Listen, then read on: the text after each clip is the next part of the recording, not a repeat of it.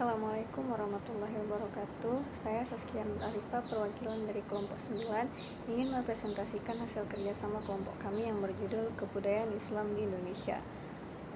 Adapun latar belakangnya sebagai berikut. Pada umumnya peradaban Islam dunia telah memberikan pengaruh besar bagi suatu negara. Begitupun dengan Indonesia yang mayoritas penduduknya Islam semua. Adapun rumusan masalah yang ingin kami bahas yaitu bagaimana sejarah masuknya Islam ke Indonesia, bagaimana perjuangan kemerdekaan umat Islam, dan bagaimana wujud akulturasi kebudayaan Islam di Indonesia. Langsung saja materi pertama, yakni sejarah masuknya Islam di Indonesia. Ada beberapa teori yang mengatakan Islam masuk Indonesia itu ada 3 teori, yakni teori Gujarat dari India dan teori Mekah, kemudian teori dari Persia. Dari sini ada beberapa saluran proses Islamisasinya. Yang pertama saluran perdagangan, yang kedua saluran perkawinan, terus saluran tasawuf, saluran pendidikan, saluran kesenian, dan saluran politik.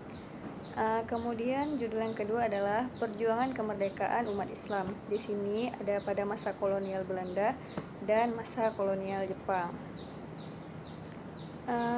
Materi selanjutnya akan dilanjutkan oleh teman saya. Assalamualaikum warahmatullahi wabarakatuh. Saya Syahrul Ramadan. Saya akan melanjutkan materi yang telah dipresentasikan oleh Saskia Nur Arifah. Jadi, di sini saya akan sedikit membahas tentang wujud akulturasi kebudayaan Islam Indonesia.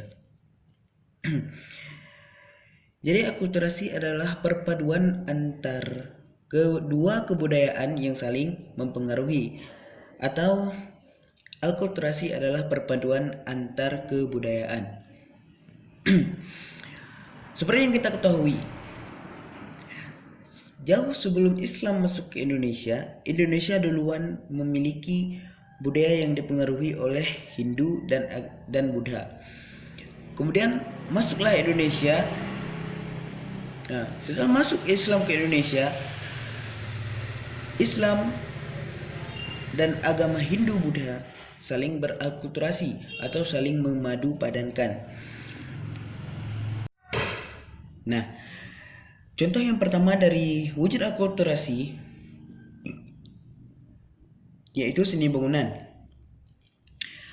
Seperti kita ketahui, saat pertama kali Islam masuk ke Indonesia, masjid-masjid yang ada di Indonesia itu bercorakkan seperti menara, bercorak seperti candi-candi. Mengapa demikian? Karena masih ada perpaduan antara agama Hindu dan agama Buddha.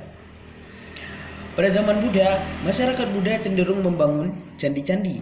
Nah, pada saat Islam pertama kali masuk ke Indonesia, para pedagang, para kiai, para ulama, mereka berpikir bagaimana caranya masyarakat Hindu dan Buddha, karena pada masa itu masih masyarakat di Indonesia masih menganut agama Hindu dan agama Buddha. Jadi para ulama dan para kiai berpikir bagaimana caranya supaya masyarakat Indonesia tertarik kepada Islam dan masuk pada Islam.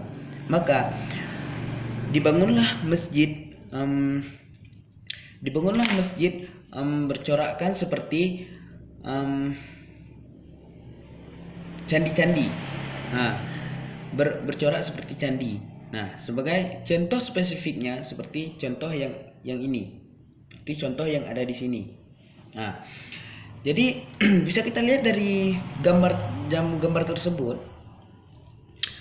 Yang di belakangnya seperti coraknya masjid yang sebagaimana umumnya, dan di depannya dibangun menara yang menyerupai candi. Mengapa demikian?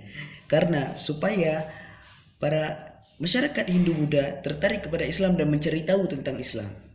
Nah, contoh-contoh selanjutnya dari proses akulturasi atau wujud akulturasi yaitu seni ukir seperti kaligrafi. Nah, kaligrafi, seni ukir relief yang ada pada bangunan masjid. Nah, dan aksara dan contoh yang ketiga yaitu contoh aksara dan seni sastra. Nah, jadi Hanya sekian materi yang bisa saya paparkan. Selebihnya jika ada kekurangan saya minta maaf. Wabillahi taufiq wal hidayah. Wassalamualaikum warahmatullahi wabarakatuh.